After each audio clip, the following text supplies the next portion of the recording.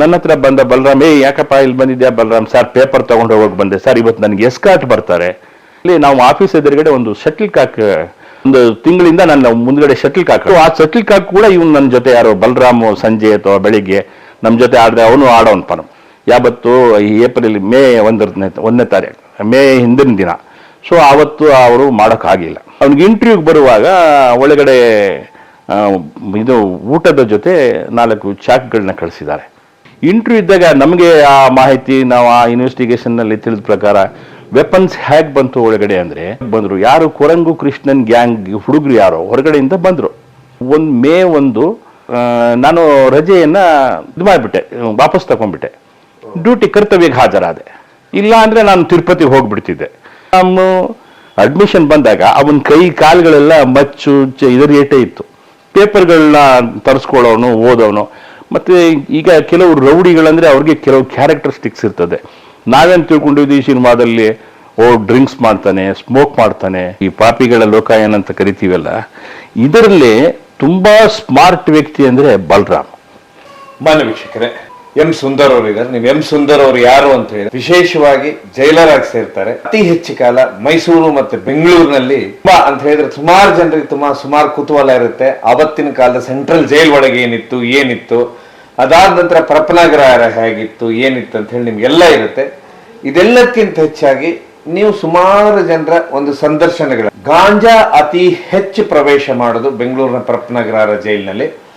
ಆ ಕಾಲದಲ್ಲಿ ಅತಿ ಹೆಚ್ಚು ಗಾಂಜಾಗಳನ್ನ ದಾಳಿ ಮಾಡಿ ದೊಡ್ಡ ಮಟ್ಟದಲ್ಲಿ ಅಂತ ಹೇಳಿದ್ರೆ ಯಾವ್ದ್ಯಾವ್ದೋ ಮನುಷ್ಯ ಕಾಣಲಾರದ ಜಾಗದಲ್ಲಿ ಇಟ್ಕೊಂಡು ಗಾಂಜಾ ಒಳಗೆ ಹೋಗೋದು, ಅದನ್ನೆಲ್ಲ ಹಿಡಿತಾ ಇದ್ದವರು ಸುಂದರ್ ಅವರು ಅಂತ ಹೇಳಿ ಸುಮಾರು ಜನ ತಮ್ಮ ಸಂದರ್ಶನದಲ್ಲಿ ಹೇಳ್ತಾರೆ.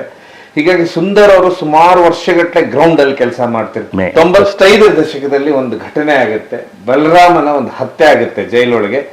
ಅದು ಕರ್ನಾಟಕದಲ್ಲಿ ಫಸ್ಟ್ ಟೈಮ್ ಅಂತ ಹೇಳಿದ್ರೆ ಜೈಲೊಳಗೆ ಆಗುವಂತ ಕೇಸು. ಆ ಒಂದು ಕೇಸ್ ಆದ ದಿವಸನೇ ಬಲರಾಮ ಇವರನ್ನ ಭೇಟಿಯಾಗಿರ್ತಾನೆ, ಅವತ್ತು ಬೆಳಗ್ಗೆನೆ. ಅದಾದ ನಂತರ ಸ್ವಲ್ಪ ಹೊತ್ತಿನಲ್ಲಿ ಅವನ ಹತ್ಯೆ ಆಗುತ್ತೆ. ಡೆಡ್ಲಿ ಸೋಮ ಹೇಗಿದ್ದ ಜೈಲಲ್ಲಿ, ಏನಿದ್ದ, ಯಾಕೆ ಬರ್ತಾ ಇದ್ದ ಅನ್ನುವಂಥದ್ದು ನಿಮ್ಗೆಲ್ಲ ಇತ್ತು. ಹೀಗಾಗಿ ಇವೆಲ್ಲ ನನ್ನ ಪ್ರಶ್ನೆಗಳು ಆಗಿದ್ದು. ಯಾಕಂತ ಹೇಳಿದ್ರೆ ಮುಂದೆ ಅವ್ರು ಯಾಕೆ ಏನಾಗ್ತಾರೆ ಅನ್ನುವಂಥ ಸುಮಾರು ಪ್ರಶ್ನೆಗಳಿದ್ದು. ಹೀಗಾಗಿ ನಾನು ಸುಂದರ್ ಅವ್ರನ್ನ ಭೇಟಿಯಾಗಿ ಬಂದೆ. ಯಾಕಂದ್ರೆ 35 ವರ್ಷ ಕೆಲಸ ಮಾಡ್ತಾರೆ ಬಂದಿಖಾನೆ ಇಲಾಖೆಯಲ್ಲಿ. 85ರಲ್ಲಿ ಸೇರ್ತಾರೆ. 2020ರಲ್ಲಿ ಅವರು ಅಂತ ಹೇಳಿ ನಿವೃತ್ತಿ ಹೊಂದುತ್ತಾರೆ. ಒಟ್ಟಾರೆಯಾಗಿ ಅವರು ಹೆಚ್ಚಿನ ದಿನಗಳನ್ನ ಒಂದು ಮೈಸೂರು ಮತ್ತೆ ಬೆಂಗಳೂರಿನಲ್ಲೇ ಕಳೀತಾರೆ. ಹೆಚ್ಚು ಮಂಡ್ಯದಲ್ಲಿದ್ದಾಗ ರಾಷ್ಟ್ರಪತಿ ಪದಕ ಹಾಗೂ ಹಲವಾರು ಪದಕ ಪಡೆದುಕೊಂಡಂತ ಸುಂದರ್ ಅವರ ಸಂದರ್ಶನ ನೋಡ್ತಾ ಹೋಗೋ ಬನ್ನಿ.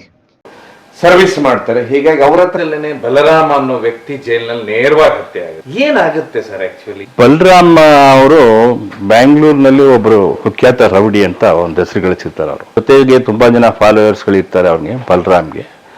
ಅಂಡ್ ಈ ಕೈದಿಗಳ ಲೋಕ ಏನಂತೀವಿ, ಈ ಪಾಪಿಗಳ ಲೋಕ ಏನಂತ ಕರಿತೀವಲ್ಲ, ಇದರಲ್ಲಿ ತುಂಬಾ ಸ್ಮಾರ್ಟ್ ವ್ಯಕ್ತಿ ಅಂದ್ರೆ ಬಲರಾಮ್. ಅವನಷ್ಟು ಸ್ಮಾರ್ಟ್ ಖೈದಿಗಳಲ್ಲಿ ಯಾರೂ ನಾನು ನೋಡಿರಲಿಲ್ಲ. ಅಷ್ಟು ಚೆನ್ನಾಗಿ ಫಿಸಿಕ್ ಮೇಂಟೈನ್ ಮಾಡಿರೋನು, ಕಲರ್ಫುಲ್ ಮನುಷ್ಯ. ನೋಡೋಕ್ಕೆ ಸ್ವಲ್ಪ ಒರಟ ಇದ್ರೂ ತುಂಬ ಸ್ಮೂತಾಗಿ ಮಾತಾಡೋನು. ಬಟ್ ಅವನಿಗೆ ನೋಡಿದ್ರೆ ನಾವು ಇವನು ರೌಡಿಯನ್ನ ಅಂತ ನಾವು ಹೇಳೋಕ್ಕೆ ಆಗ್ತಿರ್ಲಿಲ್ಲ. ಆ ಥರ ಆದವನು ನಾನು ಬ್ಯಾಂಗ್ಳೂರು ಜೈಲಿನಲ್ಲಿ ವಿಚಾರಣಾ ದಿನ ಖೈದಿಯ ವಿಭಾಗದಲ್ಲಿ ಅಂದರೆ ಅಂಡರ್ ಟ್ರಯಲ್ ಸೆಕ್ಷನ್ನಲ್ಲಿ ಜೈಲರ್ ಆಗಿ ಅಲ್ಲಿ ನಾನು ಕರ್ತವ್ಯ ನಿರ್ವಹಿಸಬೇಕಾದ್ರೆ ಅವನ್ನ ನಾನೇ ಅಡ್ಮಿಷನ್ ತಗೊಂಡೆ. ಆ ಪೀರಿಯಡಲ್ಲಿ ನಾನೇ ಅಡ್ಮಿಷನ್ ತಗೊಂಡು ಅವನಿಗೆ ಸೆಕ್ಯೂರಿಟಿ ರೀಸನ್ಗೋಸ್ಕರ ಮುಂದ್ಗಡೆ ಒಂದು VIP ಸೆಲ್ ಅಂತ ಇದೆ ಸಪ್ರೇಟಾಗಿ. ಆ ಸೆಲ್ನಲ್ಲಿ ಅವನಿಗೆ ಹಾಕಿದ್ವಿ. ಯಾಕಂದರೆ ಬೇರೆ ಅವನಿಗೆ ಯಾರೋ ತೊಂದರೆ ಕೊಡಬಾರ್ದು ಅನ್ನೋ ಉದ್ದೇಶ, ಅಥವಾ ಬೇರೆ ಇತರೆ ಖೈದಿಗಳ ಜೊತೆ ಅವ್ರು ಬೆರಿಬಾರ್ದು ಅಂತ. ಅವ್ನು ನಾರ್ಮಲ್ ಆಗಿ ನಾವು ಏನಪ್ಪ ಹೇಗಿದ್ಯಾ, ಏನು ಕೇಸು ನಿಂದ್ಯಾ, ಇದು ನಾವೇನು ಅಡ್ಮಿಷನ್ ತಗೊಂಡಾಗ ತಂದೆ ಹೆಸರೇನು, ನಿಮ್ಮ ತಾಯಿ ಹೆಸರೇನು, ಇದೆಲ್ಲ ಮಾಡ್ಕೊಡ್ತೀವಿ, ಸಿಗ್ನೇಚರ್ ಮಾಡಿಸ್ಕೊಡ್ತೀವಿ. ಅವ್ರು ಬಂದಾಗ ಅವ್ರ ಹತ್ರ ಒಡವೆ ವಸ್ತುಗಳು ಏನಾದರೂ ಇದ್ರೆ ನಾವು ಅದನ್ನು ಡಿಪಾಸಿಟ್ ಮಾಡ್ಕೊಳ್ತೀವಿ. ಅವನ ಹತ್ರ ಹಣ ಕಾಸಿದ್ರೆ PPC ಅಕೌಂಟ್ ಅಂತ, ಪ್ರಿಸ್ನರ್ ಪರ್ಸನಲ್ ಕ್ಯಾಶ್ ಅಂತ, ಆ ಕ್ಯಾಶ್ನಲ್ಲಿ ಅವ್ರದ ಹಣವನ್ನು ನಾವು ಇಡ್ತೀವಿ. ಈ ಥರ ಇದೆ. ಸಾಮಾನ್ಯವಾಗಿ ರೌಡಿಗಳು ಯಾವುದೇ ಥರದ್ದು ಪ್ರಾಪರ್ಟಿ ಆಗಲಿ ಕ್ಯಾಶ್ಗಳಾಗಲಿ ತರೋದಿಲ್ಲ, ಬರುವಾಗಲೇ ಅಲ್ಲಿ ಕೊಟ್ಟು ಬಂದಿರ್ತಾರೆ. ಹಾಗಾಗಿ ನಾವು ಅವನ್ನ ಅಡ್ಮಿಷನ್ ತಗೊಳ್ತೀವಿ. ತಗೊಂಡಾಗ ನಮ್ಮ ಜೊತೆ ಈಗ ಹೊರಗಡೆಯಿಂದ ಯಾವುದೇ ರೌಡಿಗಳು ಬರಲಿ, ಅವರು ಏನಿದ್ರೂ ಪ್ರಿಸನ್ ಆಫೀಸರ್ ಹತ್ರ ತುಂಬ ಪೊಲೈಟಾಗಿ ಮಾತಾಡ್ತಾರೆ. ಬೇರೆಯವ್ರ ಹತ್ರ ಒರಟಾಗಿ ಮಾತಾಡ್ಬೋದು ಹೊರಗಡೆ, ನಾವು ಅದೇ ಅನ್ಕೊಳ್ತೀವಿ. ನಮ್ಮ ಹತ್ರ ತುಂಬ ಪೊಲೈಟಾಗಿ ಮಾತಾಡ್ತಾರೆ, ಕೂಲಾಗಿರ್ತಾರೆ. ಆಮೇಲೆ ನೆಕ್ಸ್ಟ್ ಅವರಿಗೆ ಕೋರ್ಟ್ ಪ್ರೊಡಕ್ಷನ್ ಆಗಲಿ, ಅವ್ರದ್ದು ಬೇಲ್ ಆರ್ಡರ್ಗಳು ಬಂದಾಗಲಾಗಲಿ, ಬೇರೆ ಕೇಸ್ಗಳು ಬಂದಾಗಲಿ ಅವ್ರು ನಮಗೆ ಬಂದು ಎನ್ಕ್ವೈರಿ ಮಾಡಬೇಕು. ಅದಕ್ಕೆ ತುಂಬಾ ಸ್ಮಾರ್ಟ್ ಆಗಿದ್ದ. ನಾ ಹೇಳಿದ್ನಲ್ಲ ನಿಮ್ಗೆ, ತುಂಬಾ educated, is educated. But daily ಏನ್ ಮಾಡೋಣ ಅಂದ್ರೆ, ನಾವು ಪೇಪರ್ಗಳನ್ನ ತರಿಸ್ಕೊಳ್ಳೋನು, ಓದೋನು. ಮತ್ತೆ ಈಗ ಕೆಲವು ರೌಡಿಗಳಂದ್ರೆ ಅವ್ರಿಗೆ ಕೆಲವು ಕ್ಯಾರೆಕ್ಟರಿಸ್ಟಿಕ್ಸ್ ಇರ್ತದೆ. ನಾವೇನು ತಿಳ್ಕೊಂಡಿದ್ವಿ ಈ ಸಿನಿಮಾದಲ್ಲಿ, ಡ್ರಿಂಕ್ಸ್ ಮಾಡ್ತಾನೆ, ಸ್ಮೋಕ್ ಮಾಡ್ತಾನೆ, ತುಂಬಾ ಏನೋ ಬೇರೆ ಥರದ್ದೆಲ್ಲ ಅಂತ. ಬಟ್ ನಾನು ನೋಡಿದ ಪ್ರಕಾರ ಯಾವುದೇ ರೌಡಿಗಳು ಡ್ರಿಂಕ್ಸು ಸ್ಮೋಕ್ ಮಾಡ್ತಿರ್ಲಿಲ್ಲ. ಅದು ಹೊರಗಡೆ ಮಾಡ್ತಿದ್ರು ಏನೋ ಗೊತ್ತಿಲ್ಲ, ಬಟ್ ಜೈಲಿನಲ್ಲಂತೂ ಮಾಡ್ತಿರ್ಲಿಲ್ಲ.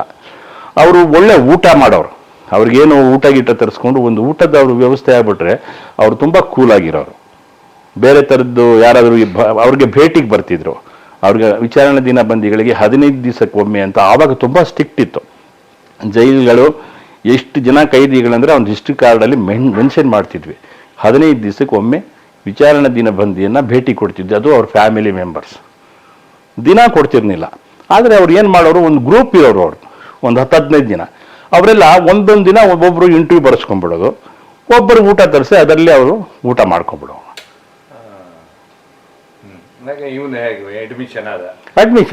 ಅಡ್ಮಿಷನ್ ಆಗಿ ಮಾಮೂಲಿ ಎಲ್ಲ ಬರೋನು. ಸರಿ, ನಮ್ಮ ಹತ್ರ ತುಂಬಾ ದಿನ ಇದ್ದ ಅವನು. ಸೊ ಅಂಡರ್ಟೈಲ್ ಆಗಿ ನಮ್ಮ ಜೊತೆ ತುಂಬಾ ದಿನ ಇದ್ದಾಗ, ನಾನು ಸಾಮಾನ್ಯವಾಗಿ ಆ ಪೀರಿಯಡ್ ಅಲ್ಲಿ ಸುಮಾರು 15, ಆ ಪೀರಿಯಡ್ ಅಲ್ಲಿ ಸುಮಾರು ಬ್ಯಾರಕ್ನಲ್ಲಿ ಕೊರಂಗು ಕೃಷ್ಣನ್ ಗ್ಯಾಂಗ್ ಇತ್ತು. ಮತ್ತೆ ಒಬ್ಬ ಬ್ಲ್ಯಾಕ್ ಡೈರಾಜ ಅಂತ ಇದ್ದ. ಅವನೇನಪ್ಪ ಅಂದ್ರೆ ಒಮ್ಮೆ ಬ್ಯಾಕ್ ಸೈಡ್ ಡೈ ಹೊಡಿಯೋನು. ಅದು ಯಾವಾಗಲೂ ನಾವು ರೌಂಡ್ಸ್ಗಳಿಗೆ ಹೋದಾಗ ನಮ್ಮ ಸಾಹೇಬ್ರವನಿಗೆ, ನೋಡ್ರಿ ಎಷ್ಟು ಚೆನ್ನಾಗಿ ಕಬಡ್ಡಿ ಗಿಬಡಿ ಎಲ್ಲ ಆಡೋನು. ಆ ಟೈಮಲ್ಲಿ ಬ್ಯಾಕ್ ಡೈ ಹೊಡೆಯೋನು, ಎಷ್ಟು ಫೇಮಸ್ ಅಂತ ಬ್ಯಾಕ್ ಡೈ ಹೊಡೆದು ತೋರಿಸೋನು, ಏನೇನೋ ಟಿಕ್ಸ್ ಮಾಡೋನು. ಸೊ ಅದು ನಮಗೆ ನೆನಪಿದೆ. ಆಮೇಲೆ ಕಾಲಾಪತ್ತರ್ ಅನ್ನೋರಿದ್ರು. ಆಮೇಲೆ ನಮ್ಮ ಇವರು ಯಾರು, ಶಕ್ರೆ ಅಲಿಯಾಸ್ ಚಕ್ರವರ್ತಿ ಅಂತ ಇದ್ರು. ಆಮೇಲೆ ತನ್ವೀರ್ ಅಹಮದ್ ಇದ್ರು, ಕೋಲಿ ಫಯಾಜ್ ಇದ್ರು. ಕೋಲಿ ಫಯಾಜ್, ತನ್ವೀರ್ ಅಹಮದ್, ಇತರ ರೌಡಿಗಳ ಜೊತೆ, ಎಲ್ಲ ರೌಡಿಗಳ ಜೊತೆ ಅವ್ನು ತುಂಬಾ ಕ್ಲೋಸ್ ಆಗಿರೋರು. ಇವ್ರಿಗೆ ಒಳಗಡೆ ರಿಲೇಟ್ಸ್ ಇದು ಯಾರು ಇರಲಿಲ್ಲ. ನಮಗೆ ಕಂಡಂಗೆ ಇದ್ರೆ ನಾವು ಬೇರೆ ಕಾರಾಗೃಹಗಳನ್ನ ಅವ್ರಿಗೆ ಟ್ರಾನ್ಸ್ಫರ್ ಮಾಡ್ತೀವಿ. ನಮ್ಮ ಅಡ್ಮಿಷನ್ ಬಂದಾಗ ಅವನ ಕೈ ಕಾಲುಗಳೆಲ್ಲ ಮಚ್ಚು ಇದರ ಏಟೇ ಇತ್ತು, ಏಟ್ಗಳು ಬಿದ್ದಿರೋದು. ಸ್ವಲ್ಪ ಕೈ ಏನೋ ಸೊಟ್ಟಿಗೆ, ಕಾಲೆಲ್ಲ ಒಂಚೂರು ಅವನಿಗೆ ಅಷ್ಟೊಂದು ಸ್ವಾಧೀನದಲ್ಲಿ ಇರಲಿಲ್ಲ. ಜೊತೆಗೆ ಅವನೇನಪ್ಪಾ ಅಂದ್ರೆ ಒಬ್ಬನೇ ಓಡಾಡ್ತಿರ್ಲಿಲ್ಲ, ಜೊತೆಗೆ ಒಂದು 5-6 ಜನ ಅವ್ರ ಗ್ಯಾಂಗ್ ಅವ್ರನ್ನ ಕರ್ಕೊಂಡು ಓಡಾಡ್ತಿದ್ದ. ಆವಾಗ ಎಲ್ಲೇ ಹೋದ್ರು, ಈಗ ಆಫೀಸಿಗೆ ಬಂದ್ರು ಒಂದು 5-6 ಜನ ಕರ್ಕೊಂಡ್ ಬರೋನು ಹುಡುಗರು, ಅವ್ರದೇ ಆದ ಒಂದು ಬಂಟರು ಇರ್ತಾರೆ ಕೆಲವರು ಅವ್ರಿಗೆ. ಸೊ ಆ ತರ ಇದ್ದ ಅವನು. ಬಟ್ ಕೃಷ್ಣ ಬ್ಯಾಂಗ್ಳೂರ್ಗಿಂತ ಮೈಸೂರು ಜೈಲಿಗೆ ಅವರು ಯಾಕೋ ಇಷ್ಟಪಡೋರು.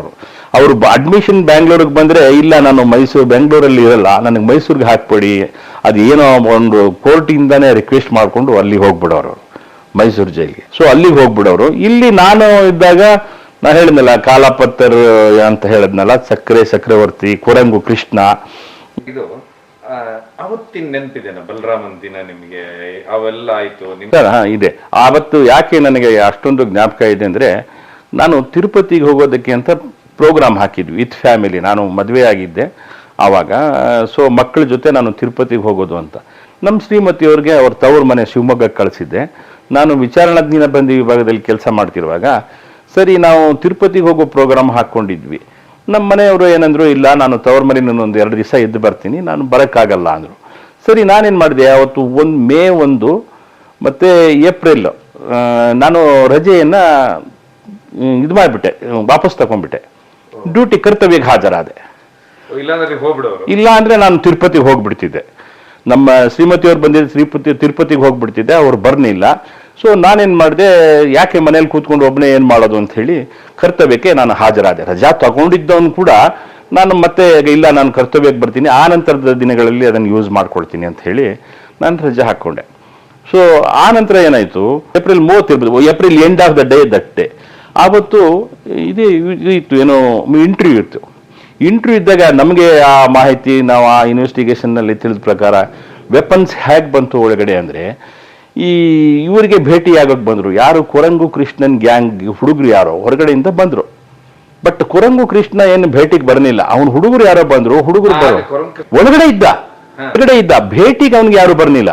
ಬೇರೆಯವ್ರ ಮುಖಾಂತರ ಹೇಳಿ, ಹುಡುಗರನ್ನ ಹೇಳಿ, ಅಲ್ಲಿಂದ ಅವ್ನು ಏನ್ ಮಾಡ್ದ, ನನ್ಗೆ ತಿಳಿದ ಮಾಹಿತಿ ಇದು, ಅಂದ್ರೆ ಇದು ಇನ್ವೆಸ್ಟಿಗೇಷನ್ ಪೀರಿಯಡ್ ಹೆಂಗ್ ಬಂತು ಒಳಗಡೆ ಚಾಕ್, ಅವ್ನಿಗೆ ಇಂಟರ್ವ್ಯೂಗೆ ಬರುವಾಗ ಒಳಗಡೆ ಇದು ಊಟದ ಜೊತೆ 4 ಚಾಕ್ಗಳನ್ನ ಕಳಿಸಿದ್ದಾರೆ 1-2 ದಿನ ಮುಂಚಿತವಾಗಿ, ಅಂದ್ರೆ ಈ ಇನ್ಸಿಡೆಂಟ್ ನಡೆಯೋ ಮುಂಚೆ. ಅಲ್ಲಿ ಆ ಚಾಕ್ ಒಳಗಡೆ ಬಂದಿದ್ದು ತಗೊಂಡೋಗಿ ಎಲ್ಲರೂ ಅವಸ್ಬಿಟ್ಟಿದ್ದಾರೆ. ಸೊ ಇಮಿಡಿಯೇಟ್ ಆಗಿ ಅದನ್ನ ರೂಮಿಗೆ ತಗೊಂಡೋದ್ರೆ ಅಲ್ಲೂ ಚೆಕ್ ಮಾಡ್ತಾರಲ್ಲ, ಅದನ್ನ ಅವಸ್ಬಿಟ್ಟಿದ್ದಾರೆ, ಎಲ್ಲೆಲ್ಲ ಅವಸ್ಬೇಕು ಎಲ್ಲ ಅವಸ್ಬಿಟ್ಟಿದ್ದಾರೆ, ಊಟ ಮಾಡ್ಕೊಂಡ್ಬಿಟ್ಟಿದ್ದಾರೆ. ನಂತರ ಏನಾಗಿದೆ, ನಮ್ಮಲ್ಲಿ ಕರ್ತವ್ಯಾಧಿಕಾರಿ ಅಂತ, ಈಗ ನಾನು ವಿಚಾರಣಾ ದಿನಬಂದಿಯಾಗಿ ಕೆಲಸ ಮಾಡಬೇಕಾದ್ರೂ ಕೂಡ ಪ್ರತಿಯೊಬ್ಬ ಜೈಲರು ಒಂದೊಂದು ದಿನ ಕರ್ತವ್ಯವನ್ನ ನಿಭಾಯಿಸಬೇಕು. ಒಬ್ಬ ಕರ್ತವ್ಯಾಧಿಕಾರಿ ಇದು ಏನಪ್ಪಾ ಅಂದ್ರೆ, ಇವತ್ತು ಬೆಳಿಗ್ಗೆ ಅನ್ಲಾಕ್ ಅಂದ್ರೆ ಸುಮಾರು 6:30 7 ಗಂಟೆ ಒಳಗಡೆ ಎಲ್ಲಾ ಕೈದಿಗಳನ್ನ ತಪಾಸಣೆ ಮಾಡಿ ಎಲ್ಲರೂ ಜೀವಂತವಾಗಿದ್ದಾರಾ ಅಂತ ಖಾತ್ರಿಯನ್ನ ಪಡಿಸ್ಕೊಳ್ತೀವಿ.